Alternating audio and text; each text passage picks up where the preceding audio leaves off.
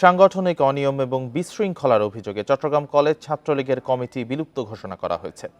শনিবার রাতে চট্টগ্রাম মহানগর ছাত্রলীগের এক সংবাদ বিজ্ঞপ্তিতে এ তথ্য জানানো হয়।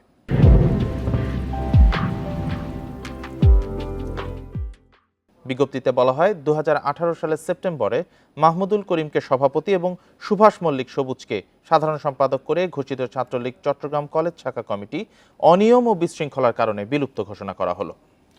কলেজ ক্যাম্পাস ও আশেপাশে বিভিন্ন উন্নয়নমূলক কাজে চাঁদাবাজি সহ নানা অনিয়মের অভিযোগ ওঠে সভাপতি ও সাধারণ সম্পাদকের বিরুদ্ধে।